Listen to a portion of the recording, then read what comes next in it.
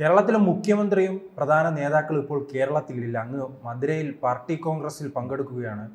ഇനി പുതിയ സംസ്ഥാന ദേശീയ സെക്രട്ടറി ആരെന്ന കാത്തിരിപ്പുമുണ്ട്. അങ്ങനെ വീണ്ടും ഒരു തിരിച്ചുവരവ് വരുമോ മധുരയിൽ നിന്നും പാർട്ടി?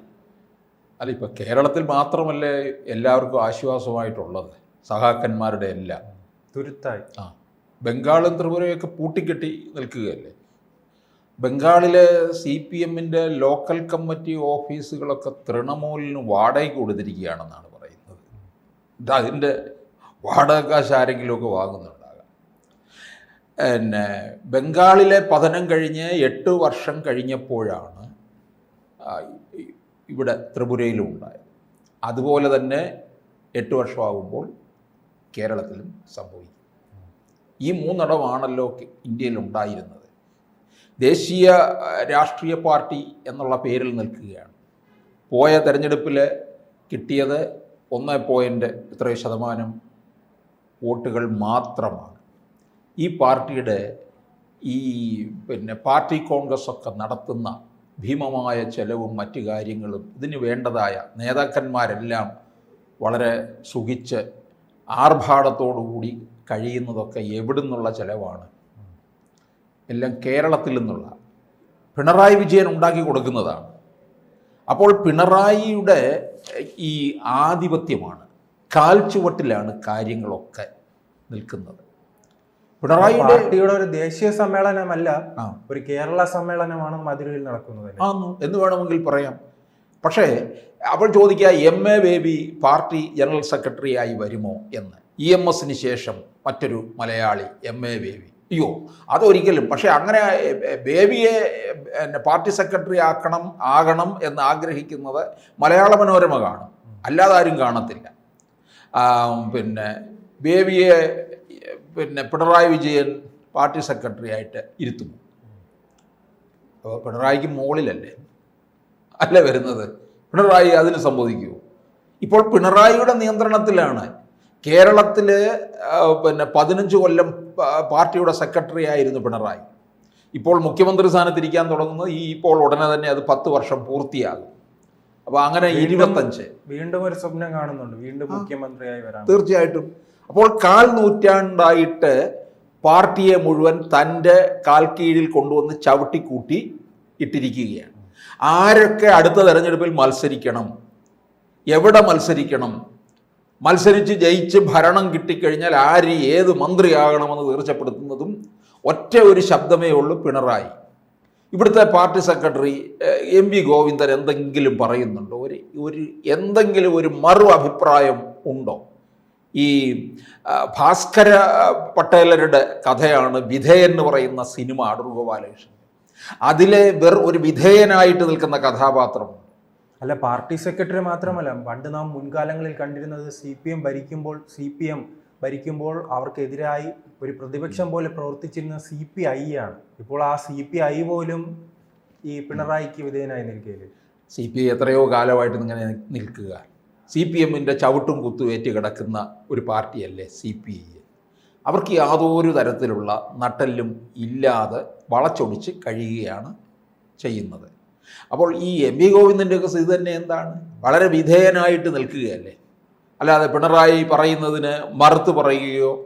ഇപ്പോൾ പിണറായി ഭരിച്ചുകൊണ്ടിരുന്ന സമയത്ത് എന്താ, പാർട്ടി സെക്രട്ടറി ആയിട്ടിരിക്കുമ്പോൾ മുഖ്യമന്ത്രിയെ നയിക്കുന്നത് ആരായിരുന്നു? പിണറായി ആയിരുന്നു. ഇപ്പോൾ EK നായനാർ തന്നെ പറഞ്ഞിട്ടുണ്ടല്ലോ, EK നായനാർ ഇരിക്കുമ്പോഴായാലും ഒക്കെ തന്നെയും അങ്ങോട്ടേക്ക് ഫയൽ എത്തിക്കുകയാണ്. അവിടെ മാർക്ക് ചെയ്തേക്കും സൈൻ ചെയ്യേണ്ടത്. ആ സൈൻ ചെയ്യുക എന്നുള്ള ജോലിയേ ഉള്ളായിരുന്നു.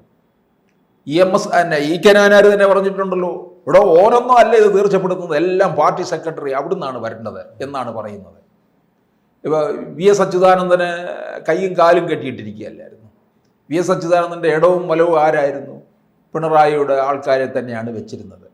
അപ്പം പിണറായിയുടെ കാൽ കീഴിൽ നിൽക്കുന്ന ഒരു പാർട്ടി, പിണറായിയിലൂടെ തന്നെ വേണ്ട തരത്തിലുള്ള വിഭവ ശേഖരണം നടത്തി ഈ പാർട്ടിയിലെ പലരെയും തീറ്റിപ്പോറ്റുകയാണ് ചെയ്യുന്നത്. അപ്പോൾ പിന്നെ പിണറായി പറയുന്ന അനുസരിച്ചല്ലേ കാര്യങ്ങൾ മുമ്പോട്ട് പോവുക.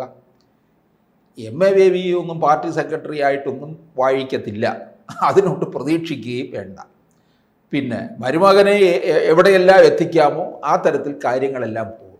ഇപ്പോൾ 2021 തന്നെ നമ്മൾ കണ്ടതല്ലേ, ഈ സുധാകരനെയും പിന്നെ തോമസ് ഐസക്കിനെയും ഒക്കെ മാറ്റി നിർത്തിയത്.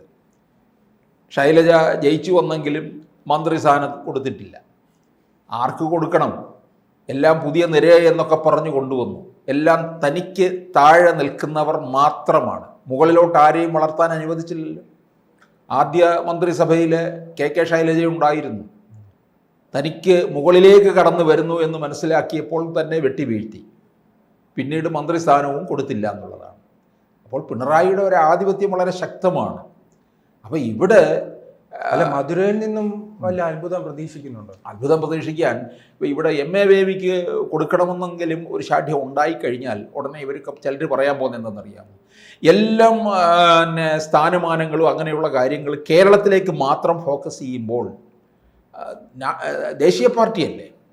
അപ്പം അല്ല, പ്രത്യേകിച്ച് ഈ ഭാഷയ്ക്ക് വലിയ പ്രാധാന്യമുണ്ടല്ലോ. അതെ. അപ്പോൾ ആ കമ്മ്യൂണിക്കേഷനിൽ MA ബേബിക്ക് മുന്നോട്ട് കൊണ്ടുപോകാൻ കഴിയുമോ? അതൊരു ഉത്തരേന്ത്യൻ നേതാവിനല്ലേ അതിന് കൊണ്ട് സാധിക്കും. അല്ല, ഇപ്പം EMS പോലുള്ള ഒരാൾ കൊണ്ടുപോയി പാർട്ടി. പക്ഷേ ഇവർ ഇപ്പം പിണറായി വിജയനെ പോലുള്ളവർ എടുക്കുന്ന തീരുമാനം എന്തായിരിക്കും? പിന്നെ നമ്മുടെ ത്രിപുരയിൽ നിന്നുള്ള മണിക് സർക്കാരിനെ പോലുള്ളവർക്ക് ചിലപ്പോൾ കൊടുക്കും. എന്തിനു വേണ്ടി? മുതിർന്ന ആളാണ്. അപ്പോൾ അത് പ്രായത്തിൻ്റെ കാര്യത്തിലുള്ള ഇളവ് അത് വെച്ച് പിണറായിക്ക് മുതലെടുക്കാം. പിണറായിക്ക് ഇവിടെ ഇളവ് വേണമല്ലോ. അടുത്ത 3-ാം തവണയും പാർട്ടി വിജയിക്കുകയാണെങ്കിൽ മുഖ്യമന്ത്രിയാകുക എന്നുള്ളത് അത് ആയിക്കഴിഞ്ഞാൽ വലിയ നേട്ടം തന്നെയല്ലേ. പിന്നെ MA ബേബിക്ക് കൊടുത്തു കഴിഞ്ഞാൽ എല്ലാം കേരളത്തിലേക്ക് മാത്രമായിട്ട് ഒതുങ്ങരുത്. ദേശീയ പാർട്ടിയാണ്. അങ്ങനെയുള്ള പാർട്ടിയുടെ സ്ഥാനമാനങ്ങൾ ഇന്ത്യയിലുള്ള പല നേതാക്കൾക്കായിട്ട് കൊടുക്കണം. എങ്കിലേ പാർട്ടി വളർന്നു വരാനായിട്ട് കഴിയുകയുള്ളൂ എന്നുള്ളത്. വളർന്നു വരിക എന്നുള്ളത് ഇനിയില്ല, അത് വേറെ കാര്യം. കേരളത്തിൽ ഇതിന് നാശം സംഭവിച്ചു കൊണ്ടിരിക്കുകയാണ്. അത് ഈ മധുരയിലെ അവലോകന റിപ്പോർട്ടിൽ തന്നെ ഉണ്ട്. പാർട്ടി ഗ്രാമങ്ങളിലടക്കം BJPയുടെ വലിയ കടന്നുകയറ്റമുണ്ടായി. അത് CPMന്റെ പരാജയം കൊണ്ട് തന്നെയാണ്, CPMന്റെ കഴിവുകേട് കൊണ്ട് തന്നെയാണ് BJP വളർന്നതെന്ന് ആ റിപ്പോർട്ടിൽ തന്നെ പറയുന്നുണ്ട്. കേരളത്തിൽ BJPയുടെ മുന്നേറ്റം പാർട്ടിക്ക് ക്ഷീണമുണ്ടാക്കുന്നു എന്നും പറയുന്നുണ്ട്. അതവർക്ക് മനസ്സിലായിട്ടുള്ള കാര്യമാണ്. CPMന്റെ വോട്ട് ചോർച്ച ഉണ്ടായി, അതാണ് ലോക്സഭാ തെരഞ്ഞെടുപ്പിൽ കണ്ടത് എന്ന് കൃത്യമായി പാർട്ടി തന്നെ അവർ പഠനം നടത്തി കണ്ടെത്തിയ കാര്യമാണ്. അവർ തന്നെ പരസ്യമായി പറയുകയും ചെയ്തു. ഇപ്പോൾ ഉദാഹരണമാണ് നമുക്ക് എപ്പോഴും പറയുന്നതാണ് ആലപ്പുഴയിൽ ശോഭാ സുരേന്ദ്രനിലേക്ക് പോയ വോട്ടുകൾ ഈഴവ വോട്ടുകളാണ്. ഇത് മുഴുവൻ CPMൽ നിൽക്കുന്ന വോട്ടുകളാണ്, ഈഴവ വിഭാഗത്തിലെ വോട്ടുകൾ. അവിടെയാണ് ചോർച്ച സംഭവിച്ചിരിക്കുന്നത്. ഈ ചോർച്ച കൂടാനുള്ള സാധ്യതയുണ്ട് എന്നും പാർട്ടി പറയുന്നുണ്ട്. അപ്പോൾ എന്തായാലും ഇത് CPMന്റെ അവസാനത്തെ പാർട്ടി കോൺഗ്രസ് ആകുമോ എന്നാണ് സംശയം. കാരണം ഇതിങ്ങനെ ഇല്ലാതായിക്കൊണ്ടിരിക്കുന്ന ഒരു പാർട്ടിയായി തീർന്നിരിക്കുകയാണ്.